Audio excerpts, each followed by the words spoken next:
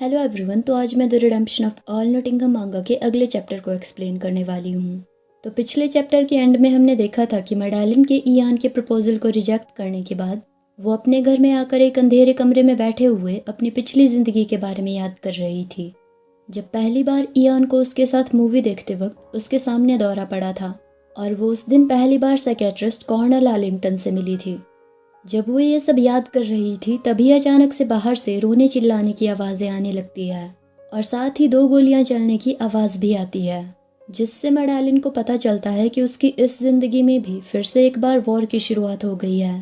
Present में एक property dealer Madeline से मिलने आता है, जिसके पास मैडेलिन अपने घर और ज़मीनों के डॉक्यूमेंट्स देती है। डॉक्यूमेंट्स लेने के बाद वो आदमी मैडेलिन को बताता है कि उसे घर खाली करने के लिए जल्दबाजी करने की ज़रूरत नहीं है। उसके पास टाउन हाउस खाली करने के लिए अभी भी 1 महीना है, इसीलिए वो आराम से अपना सामान वहाँ से निकाल सकती है। वहाँ से जाने से पहले वो आदमी मैडेलिन को ये भी बताता है कि वो उसके रहने के लिए एक नए मकान को खोजने की भी कोशिश करेगा। ये सुनकर मैडेलिन उसे उसकी मदद करने के लिए थैंक यू कहकर गुड बाय कहती है। उस आदमी के वहाँ से जाने के बाद मैडेलिन की नज़र वहाँ से गुजर रहे बहुत सारे जवान आदमियों पर जाती है, जो वर्दी पहने अपना सामान उठाकर सेना में शामिल होने जा रहे थे ताकि वो भी वॉर लड़ सके। उन्हें वहां से जाते हुए देखकर मैडेलिन उदास हो जाती है, पर तभी उसकी नज़र उसके पैरों के पास पड़े हुए एक न्यूज़पेपर पर जाती है, जिसमें लिखा हुआ था कि ग्रेट ब्रिटेन ने जर्मनी के खिलाफ जंग लड़ने का ऐलान कर दिया है। ये पढ़ने के बाद मैडेलिन कहती है कि ऑस्ट्रिया, जर्मनी और रशिया के बाद आखिरकार अब इंग्लैंड ने भी वॉर में हिस्सा ले ही लिया। वॉर में जाने वाले आदमियों को ट्रेन में जाते हुए देखकर बहुत सारे लोग उनसे मिलने वहां आए थे। वो सभी लोग उन्हें चीयर्स कर रहे थे, बड़े लोग तालियां बजा रहे थे, वहीं छोटे बच्चे उन्हें गुलाब के फूल तोहफे में दे रहे थे। ये देखकर मैडेलिन कहती है कि सभी लोगों का मन देश प्रेम से भरा हुआ था और इसीलिए अनगिनत आदमी वॉर में हिस्सा लेने के लिए आगे आए थे। पर वहीं अगर कोई आदमी काबिल होने के बावजूद भी सेना में जाने से इनकार करता है तो सभी लोग उस आदमी पर उंगलियां उठाते हैं और ऐसे आदमी को कायर समझा जाता है और जिंदगी भर उस आदमी पर कायर होने का कलंक लग जाता है। वहीं जो लोग अपनी मर्जी से अपने देश की खातिर लड़ने के लिए जाते हैं, ऐसे आदमियों की उनके ऑनरेबल एक्शंस और बहादुरी के लिए सभी लोग बहुत तारीफ करते हैं। मैडेलिन भी अपने पिता के साथ अपनी पिछली जिंदगी में सेना में जाने वाले लोगों का हौसला बढ़ाने उन्हें खुशी खुशी विदा करने आई थी। फिर मैडेलिन कहती है कि मेरी पिछली जिंदगी में जिस तरह से मैं हमारे आने वाले कल से अनजान थी, उसी तरह से इन लोगों को भी कोई अंदाजा नहीं है कि देश प्रेम के नाम पर वो क्या कुर्बान करने वाले हैं। मैडेलिन अपने घर के अंदर सोफे में बैठे हुए न्यूज़पेपर पढ़ने के बाद इयान के बारे में सोच रही थी। वो अपनी इस जिंदगी के वॉर में जाने से पहले वाले इयान और अपनी पिछली जिंदगी के वॉर की वजह से अपना सब कुछ खोने के बाद पूरी तरह से टूट चुके इयान के बारे में सोच रही थी। इयान के बारे में सोच सोच कर मैडेलिन बहुत उदास थी। काफी देर तक इयान के बारे में सोचने के बाद मैडेलिन सोफे में बैठे हुए ही अपनी आंखें बंद कर देती है और फिर अपने आप से कहती है कि हमारी इस जिंदगी में मेरा और उसका एक दूसरे से कोई लेना देना नहीं है, इसीलिए मुझे इस सब के बारे में भूल जाना। वो ये सोच ही रही थी कि तभी जोर से घर का दरवाजा खुलता है और उसके पिता शराब में धुत लड़खड़ाते हुए अपने हाथ में एक शराब की बोतल लिए घर के अंदर आते हैं। दरवाजे के अंदर आते ही मैडेलिन के पिता उस पर चिल्लाते हुए मैडेलिन को बेवकूफ़ कहते हैं। अपने पिता को इस हालत में देखकर मैडेलिन उनसे पूछती है कि क्या वो फिर से शराब पी रहे थे।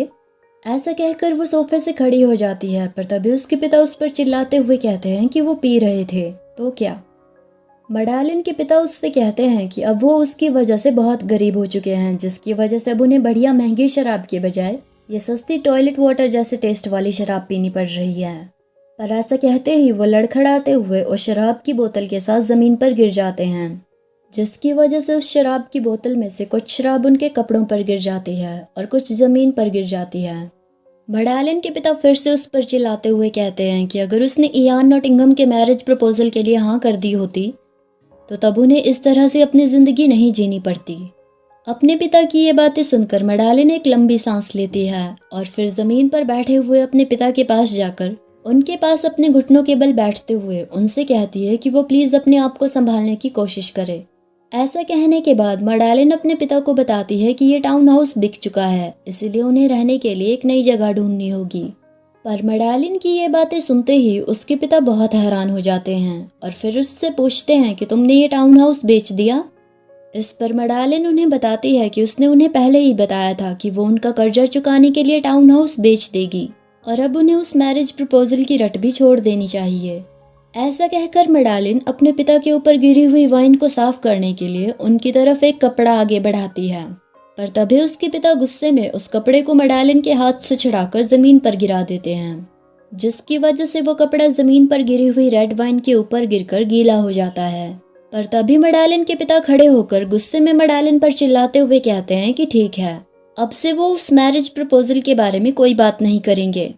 वो मडालिन से कहते हैं कि उन्हें मडालिन के जैसी जिद्दी बेटी नहीं चाहिए, इसलिए अब से उनका और मडालिन का एक दूसरे से कोई रिश्ता नहीं है और अब से ना तो वो उसके पिता है और ना ही वो उनकी बेटी है।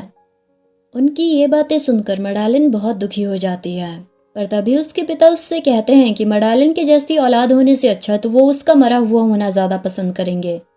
ये सुनते ही मडालिन की आंखें बिल्कुल ठंडी पड़ जाती है और साथ ही वो थोड़ा गुस्सा भी हो जाती है। तभी मडालिन के पिता फिर से उस पर चिल्लाते हुए उससे कहते हैं कि अगर उन्हें पहले से पता होता कि उन्हें ये दिन भी देखना पड़ेगा, तो जो पैसे उन्होंने मडालिन को बचपन से लेकर अब तक बड़ा करने के लिए उस पर खर्च किए हैं, तो उन पैसों को मडालिन जैसी एक यूजलेस लड़की पर खर्च करने के बजाय उन्होंने उन पैसों से एक और घर खरीद लिया होता। अपने पिता की ये सारी बातें सुनने के बाद मडालिन अपने आप से कहती है कि अब मुझे समझ आया कि ये आदमी जो अपने आप को मेरा पिता कहता है, ये अपनी इकलौती बेटी से बिल्कुल भी प्यार नहीं करता है। इसीलिए जब मेरी पिछली जिंदगी में मेरे पिता की जुआ खेलने और आंख बंद करके हर किसी बिजनेस में इन्वेस्टमेंट करने के बाद जब हम बैंकरप्ट हुए थे, तो वॉर शुरू होने की वजह से वो किसी भी अमीर आदमी से मेरी शादी नहीं करवा पाए थे, जिसकी वजह से आखिर में अपनी सारी दौलत खोने के बाद उन्होंने मेरे बारे में एक बार भी सोचे बिना अपनी जान ले ली थी और मुझे, एक ऐसी लड़की जिसने अपने घर की बाहर की दुनिया नहीं देखी थी, उसे इस दुनिया में जीने के लिए अकेला छोड़कर चले गए थे। मडालिन अपने आप से कहती है कि कहीं ना कहीं मुझे पहले से ही पता था कि मुझे ये दिन भी देखना पड़ेगा। वो ये सब सोच ही रही थी कि तभी उसके पिता फिर से उस पर चिल्लाते हुए उससे कहते हैं कि वैसे भी ये तुम्हारा आखिरी मौका था। अब लॉर्ड नॉटिंघम के दोनों बेटे आर्मी में जाने के लिए वॉलंटियर्ड हुए हैं, इसीलिए अब तुमसे शादी करने के लिए यहाँ कोई नहीं बचा है, सभी आदमी वॉर लड़ने के लिए चले गए हैं। ये सुनकर मडालिन अपने मन में सोचती है कि आखिरकार अगर इयान भी वॉर लड़ने गया तो शायद इतिहास और हमारी जिंदगियां दोनों ही नहीं बदल सकते हैं। जो पहले से होना तय है आखिर में वो होकर ही रहेगा। मडालिन के पिता अभी भी उस पर चिल्ला रहे थे, पर मडालिन उनकी सारी बातों को इग्नोर करके वहां से जाने लगती है।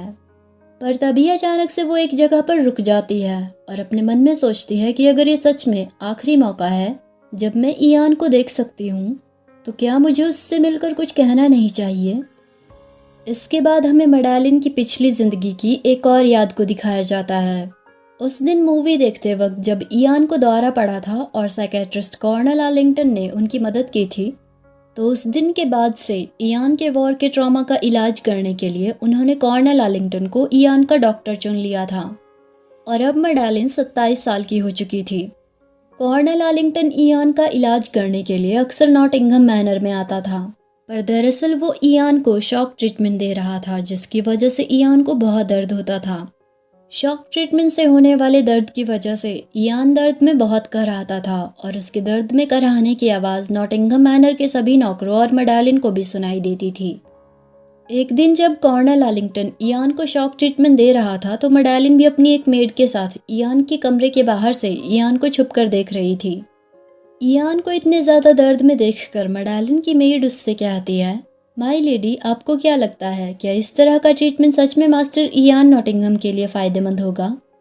मेड की ये बातें सुनने के बाद मडालिन उसे बताती है कि उसने भी इयान के डॉक्टर से यही सवाल पूछा था और इस पर डॉक्टर कॉर्नेल आर्लिंगटन ने उसे बताया था कि ये लेटेस्ट मेडिकल ट्रीटमेंट है, इसीलिए इस वक्त हमें इयान की हालत सुधारने के लिए उस डॉक्टर पर भरोसा करना चाहिए। मेड को डॉक्टर की कही हुई बातें बताने के बहाने मडालिन अपने आप को तसल्ली दे रही थी कि उस डॉक्टर का ट्रीटमेंट सही है, पर इयान को इतने ज़्यादा दर्द में देखने के बाद मडालिन को उसकी और भी ज़्यादा चिंता हो रही थी। इसीलिए ट्रीटमेंट खत्म होने के बाद मडालिन इयान के कमरे में जाती है और बिस्तर पर सोए हुए दर्द की वजह से कराह रहे इयान के माथे से पसीना पोंछती है, पर तभी इयान की नींद खुल जाती है और वो उठकर अपने बिस्तर पर बैठ जाता है। ये देखकर मैडेलिन इयान से कहती है कि क्या मैंने तुम्हें जगा दिया। मैडेलिन इयान से उसे नींद से जगाने के लिए माफ़ी मांगती है। इस पर इयान उससे कहता है कि कोई बात नहीं। इयान के सर में बहुत दर्द हो रहा था। ये देखकर मैडेलिन उससे कहती है कि ये बहुत ही ज़्यादा मुश्किल है ना। ट्रीटमेंट के बाद इयान के पूरे शरीर में दर्द हो रहा था, जिसकी वजह से वो बिस्तर पर बैठ भी नहीं पा रहा था। इसीलिए वो आराम करने के लिए पीछे बिस्तर की तरफ लेट जाता है और एक लंबी सांस लेता है। फिर इयान मैडेलिन को उसके सवाल का जवाब देते हुए उससे पूछता है कि क्या वो उसके ट्रीटमेंट के बारे में बात कर रही है। इयान मैडेलिन की तरफ देखते हुए उससे कहता है कि उसे ठीक होना होगा। वो अपनी पूरी ज़िंदगी तो इसी तरीके से नहीं जी सकता है ना। इसीलिए ठीक होने के लिए उसे कैसे भी करके इस दर्द को बर्दाश्त करना होगा। मैडेलिन इयान के बिस्तर के पास बैठे हुए इयान की तरफ देखती रहती है और उसकी सारी बातें सुनती रहती है। ट्रीटमेंट की वजह से इतना दर्द झेलने के बाद भी इयान को इतना हौसला बांधे हुए देखकर और उसकी ठीक होने की चाहत देखकर मैडेलिन थोड़ा हैरान थी, पर साथ ही वो इयान की बातें सुनने के बाद थोड़ा खुश भी हो जाती है। फिर मैडेलिन मुस्कुराते हुए इयान को बताती है कि वो doctor royal society of medicine का मेंबर है और सभी लोग कह रहे थे कि वो एक एक्सीलेंट डॉक्टर है। मैडेलिन इयान से कहती है कि उस डॉक्टर के बारे में इतना सब कुछ सुनने के बाद मुझे लगता है कि आपकी हालत पक्का सुधर जाएगी। इस पर इयान उससे कहता है कि हाँ, उस डॉक्टर ने मुझसे भी यही कहा था कि मेरा इलाज करने के बाद उसे जो एक्सपीरियंस मिलेगा उससे वो बाकी दूसरे लोगों की भी मदद कर पाएगा। ट्रीटमेंट की वजह से इयान बहुत ही ज़्यादा सुस्त और थका हुआ लग रहा था और उसे बार बार बहुत पसीना भी आ रहा था। इसीलिए मैडेलिन अपने पास रखे हुए एक पानी के बर्तन में एक कपड़े को भिगोकर बार बार उस गीले कपड़े से इयान का पसीना पोंछ रही थी।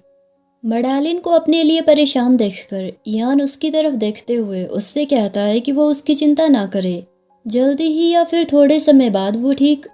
इयान मैडेलिन से अभी ये कह ही रहा था कि तभी नींद की वजह से उसकी आंखें बंद होने लगती हैं और थोड़ी ही देर में उसे नींद आ जाती है।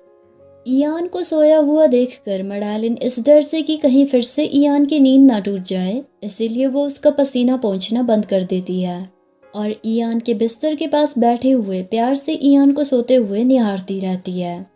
तभी वो साइकेट्रिस्ट कॉर्नेल आर्लिंगटन भी इयान के कमरे में आ जाता है और मैडेलिन से कहता है कि माय लेडी, क्या आपके पास थोड़ा समय होगा। कॉर्नेल आर्लिंगटन मैडेलिन को बताता है कि वो उससे उसके पति अर्ल इयान नॉटिंघम के बारे में कुछ बात करना चाहता है।